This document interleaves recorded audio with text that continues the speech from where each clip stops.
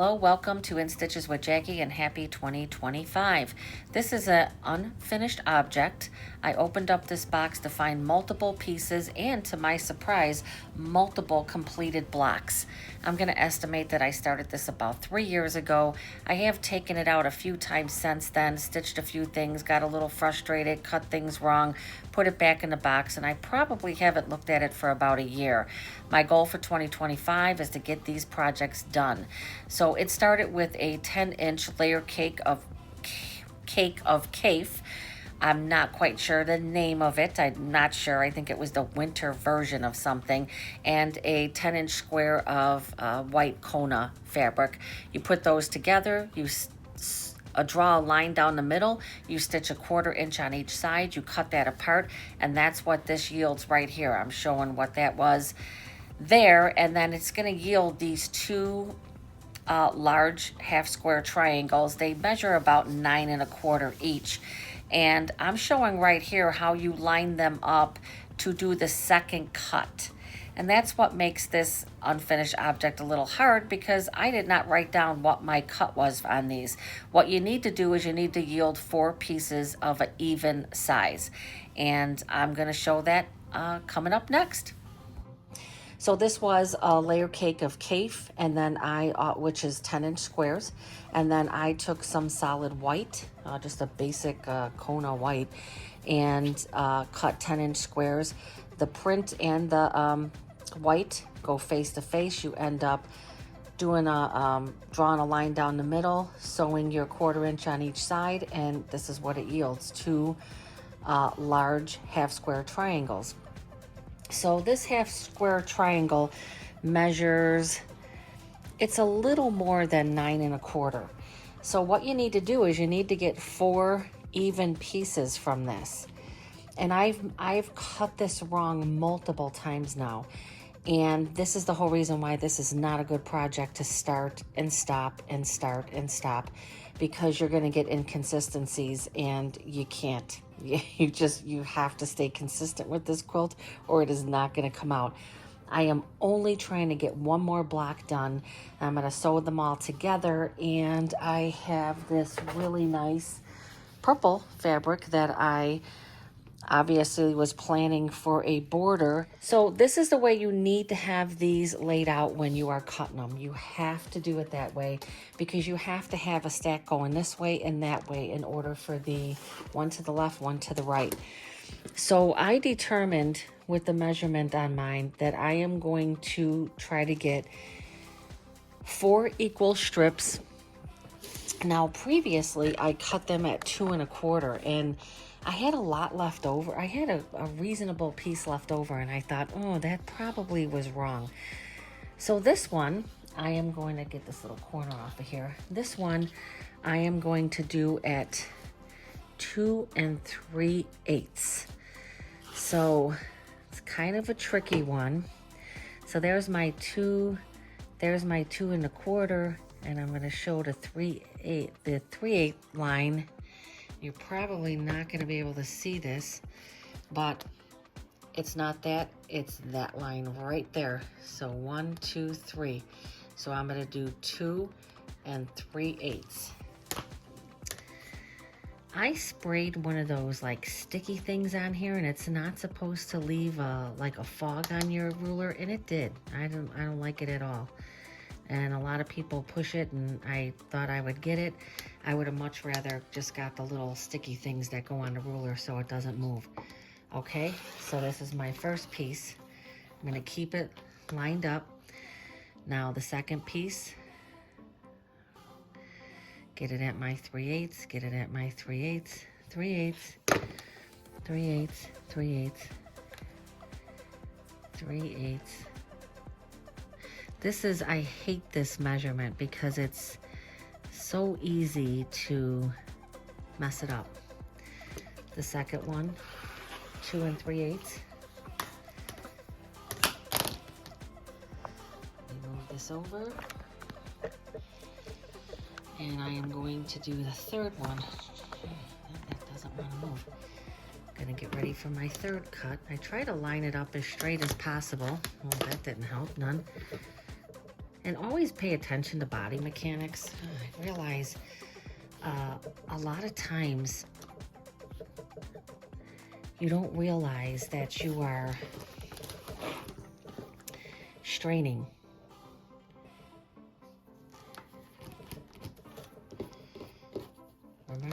Remember, I think when Jenny did hers, she actually marked her 2 3/8. I'm not going to do that at this point because I, 2 3/8, 2 3/8, 2 3/8. I'm only have one block left to do. Now let's hope that this last one comes out 2 3/8.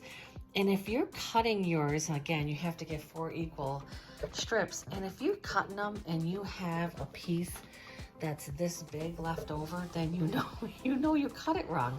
And that's exactly what I did with the last one. I cut it wrong. Now see, this is 3/8, 3/8, 3/8. I'm a little tiny off there. I mean, it's literally right there. I have just this little bit here to cut. So I made it. So that's what you should have, like just a little scrap. Now this is going to be a little concerning, but it's so little that I don't think it's going to cause a problem. So after I cut it, I want to keep it. Move this back over. Get these scraps here out of the way. I want to keep it lined up how I cut it, because what you need to do after you cut it is you're going to turn everything the other way.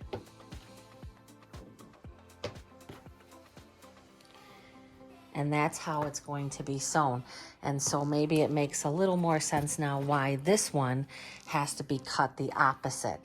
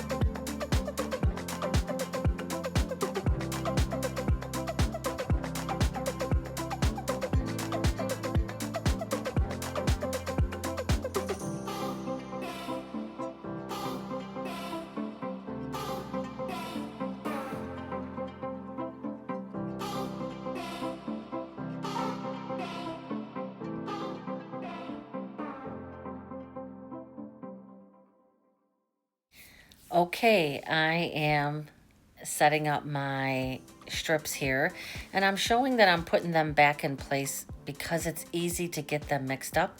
And then I'm going to turn them back, so I'm showing how that looks. And then I'm going to turn them back into the positions that I want to sew them in. It's going to be a 1/4 inch seam, and I am using my little Janome Gem Gold. I'm showing here how you could see how small this machine is. I think it weighs about 10 pounds, and it is great for taking to retreats, for taking to regular daily, at the quilt shop, they do all day sews. I take this machine. This is what I do a lot of piecing on. And I did start this quilt on this machine. And I'm showing here, I'm changing the bobbin. It does take pre-wound bobbins. I can wind the bobbins, but I do use the pre-wound in here, and they work great. This Janome machine is a workhorse. Don't let the size fool you. It's a strong machine. It can sew through a lot of layers. Just a very good sewing machine. So I'm going to go ahead and I'm going to stitch these 2 at a time. And again, 1/4 inch seam allowance. I do have the 1/4 inch foot on here, and it does have the guide, and it works very well. One of the reasons why I'm doing this speak over here is this is a loud machine. It's small. It doesn't have all the big bells and whistles, and it's it sounded kind of loud. So I thought I would just do a voiceover on this. So I sew them 2 at a time. And then I will generally finger press, and then I will take and sew those 2 strips together. And I'm showing how good of, I mean, the 1/4 inch on this machine is excellent. So I'm just going to go ahead and I think on these I was finger pressing to the dark. So I'm going to take those 2 strips. See how I had to like get myself back in place? Very easy to get a little mixed up on this. I have used my Jack the Ripper quite a bit with this. So make sure that you have everything lined up before stitching your strips together. I mean, you do have a seam ripper, and you could take it out. Again, I love stitching on this machine. I tried to stitch this on my Bernina, and my 1/4 inch was not accurate. And that's another reason why I like to stitch on this machine when accuracy is needed. Now, another machine that I like to stitch on is my Baby Lock. But this is, again, the convenience and the fact that I'm able to take this to the quilt shop for all-day sews, and I'm able to take it to retreats. I do end up using it a lot for stitching blocks together.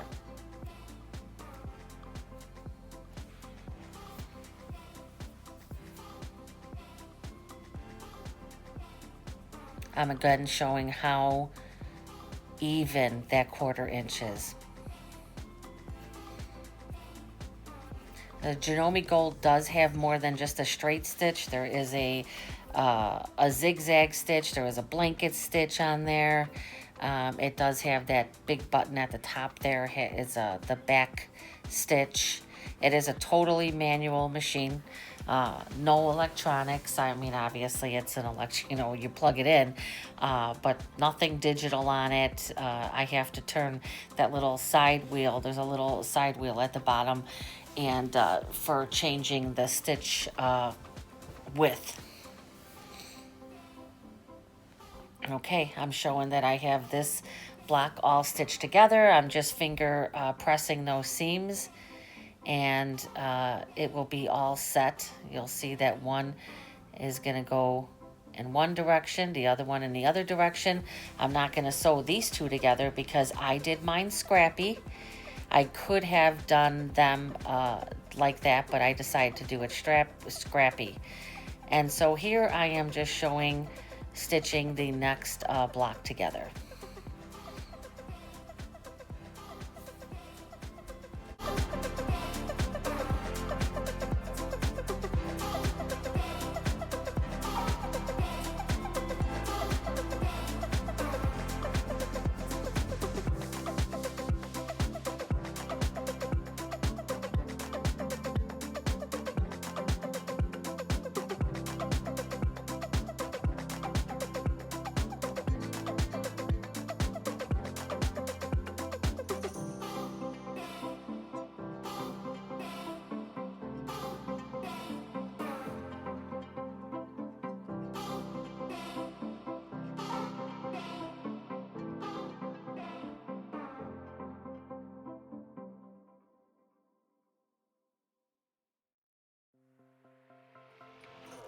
Okay, I have those pieces pressed.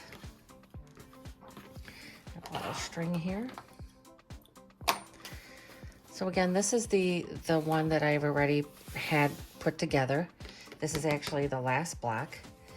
I decided to make mine scrappy. So this is going to go here, and then I'm going to take this one. So I'm going to sew these 2 pieces together, and then they will be attached to this piece. I was ironing, again, it's been a long time. This is the reason why they're called UFOs, and the reason why it's a bad idea to leave them, because you forget what you were doing. So this one I pressed towards the dark, but this one had to be pressed towards the white so that when you go to piece these together, you're going to be able to lock those seams. If the seam, you could tell it better on this one, if the seams are both going in the same direction, then you can't really lock those seams. Right now I could just feel that seam is locked. Same thing on this one, same thing on the other one. I am going to go ahead and pin these. This one has got a little bit of a mess. Some of these I left that little bit of that point on there. So same thing, I'm going to take and I'm going to lock that. That seam is going in that direction. This seam is going in this direction. And I'm going to go ahead and lock that. And in this area here, there is quite a bit of bulk. So you could decide to leave one of the seams open. In this case, if I was to take this, I almost feel like it's, yeah, there we go. Now I'm more locked. So I've got that locked. I'm going to pin that in place and I'm going to sew. I'm going to sew using my 1/4 inch. And I apologize if the lighting is not great. I'm really working on, I just purchased another light.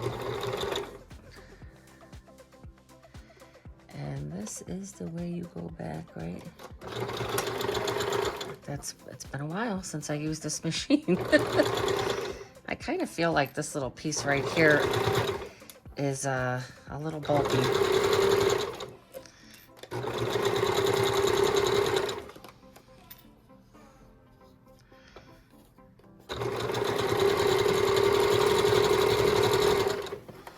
Alrighty, let me get my little scissors.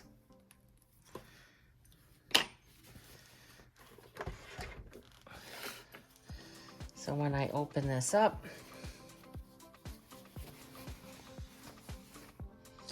looks pretty good.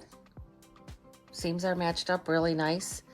This could be a little better, but I'm not going to mess with that because this one's actually stitched a little differently than this one. I wasn't exactly accurate there.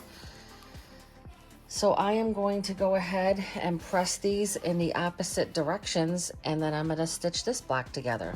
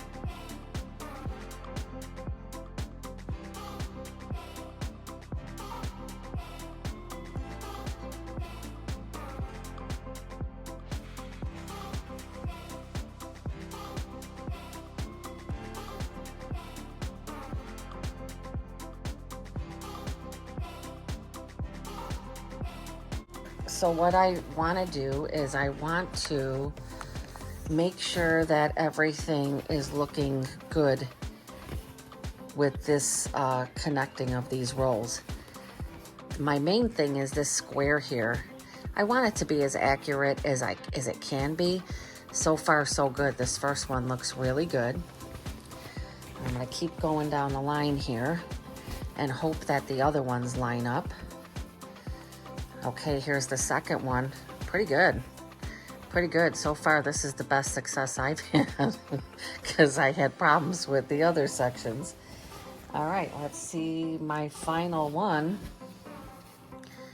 Okay, the final one is not great, but I'm not gonna really be able to change that. And you can see there's multiple reasons why. This isn't lining up, which isn't a big deal because with the colors, you can't really tell. But you could see that if I tried to line that up where it's supposed to be, this would be pulled in even more. This part right here would be pulled in even more. This would probably line up better, but this would just be a total mess here. So sometimes, you know, you have to look at it and say, is this the best result I'm gonna get from this? And with this one, I believe it is. I believe it is the best result. So overall, I'm pretty happy with how those sections went together. I'm gonna take this to the ironing board and I am going to get it all nicely pressed, and then I am gonna show what the body of the quilt came out as. I am going to be putting a purple border. Let me get that. So I have this really nice purple, beautiful purple actually. And to be quite honest with you, it's cut at 2.5. I'm not even sure if I thought this was gonna be the binding. I have no idea why I cut this, but I'm gonna try to use it as a border. And I will find something else for the, you know, for my binding. I'm sure in my stash I will find something that's gonna match. Okay, this is the finished top. I didn't measure it before I came here and put it up on this stand. This is a portable stand I bought, and I really like it because I can hang quilts, and I can also hang my Fons and Porter design wall on here while I'm piecing quilts, as I did with this one. So overall, I think it came out really nice. This is just the body of the quilt. I'm planning on finishing this today. So I started this on New Year's Day, and today is the 5th, so January 5th. And I did have, although I did have quite a few blocks completed, there were quite a few blocks that were stitched wrong that I had to take apart, and I had to remake one additional block. So I decided in the end to do 3 blocks across and 4 blocks down. And you can see that it creates this other, I'm gonna call them Aztec design. I'm even looking at this and thinking if I'm only putting the 2.5 inch border all the way around, that I am probably going to be able to quilt this one on my embroidery machine. But so now on to the border, and I will also say what this measured size is before the border.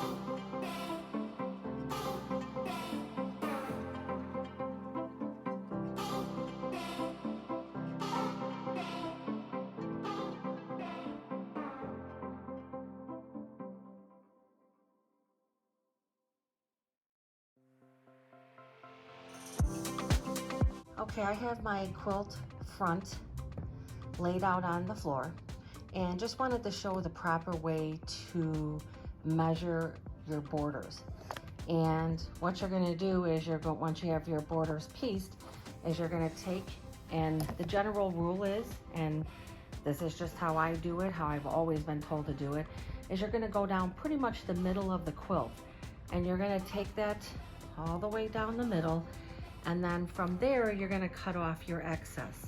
Make sure that you have your pieces nice and straight, but not pulled tight, nice and even. I'm gonna cut them right at the bottom there, and then I'm gonna piece them to each side. Okay, so each side long ways, the way that I am. Let me get this. So I'm gonna piece it right on this edge, and I'm gonna piece it on that edge. And then after that's done, I'm gonna put that on with a 1/4 inch seam allowance. And once that is done, then I will press it, and then I will measure in the other direction after those pieces are put on.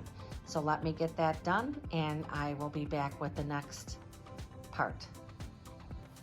Okay, so now I'm back at my sewing table. Make sure that you keep your sides correct. So what I'm gonna do is I'm gonna take a pin and I'm gonna put it at one end, and then I'm gonna go all the way. I'm sorry if this isn't showing up. I'm gonna go all the way to the other end. Let me cut off this string here. Really a good idea to cut strings as you're going along too. So I'm gonna go all the way to the end, the other end of the quilt, and I'm going to take the end of this and I'm gonna put that together just like that. And I'm gonna pin that in place. Make sure you have that good.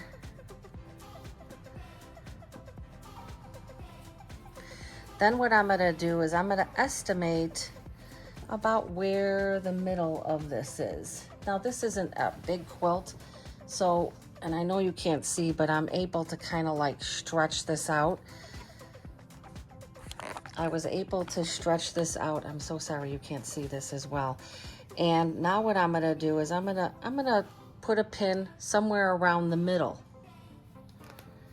And then I'm gonna take, and I'm gonna see, okay, this looks good. I'm looking to see, all that looks good. And now I'm gonna take my other half and do the same thing. And everything matches up really well. I don't see a big bunch anywhere, meaning that when I go to sew this on, everything should be good. Now you can take, and I would suggest take half of that half, put another pin there, and then go to your other part and do the same thing. Take half of this half, about right there, put a pin, and now you should be pretty good with sewing this on, pretty accurate with not having a lot of bunching or problems.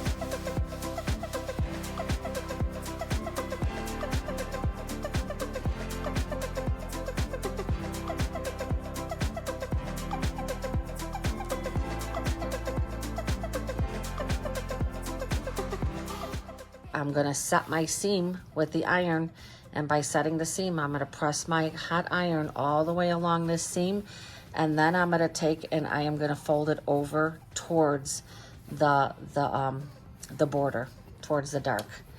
You wouldn't want it to go this way. If I was to put it this way, you could possibly see some of that purple. So I want to do it away from the white. Okay, I did measure the quilt, and the quilt is 61, without the border, it's 61 long by 55 wide. Okay, I have both of my side borders stitched on. And now this is how you measure the other borders. So again, you can't do this until those other borders are stitched on. I'm going to do the same thing. I'm going to lay my strips very gently over the top of my middle of my quilt. Really nice, no stretching. I'm going to cut them exactly to the end of that. I'm going to get these stitched on. Now, most of the time, if you're going to run into some problems, it's usually with this one. I have to say I did not run into any issues. I measured my side borders appropriately. They stitched on perfect. I did not have any bunching. I did not have any issues. But I'm going to go ahead and get these sewn on, and I will show you what that looks like when that's all done. Okay, sorry if this is a bit shaky. This is the finished quilt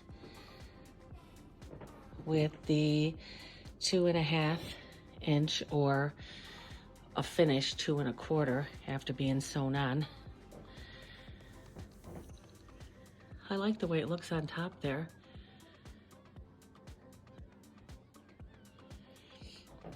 So here's a question, and please provide some feedback.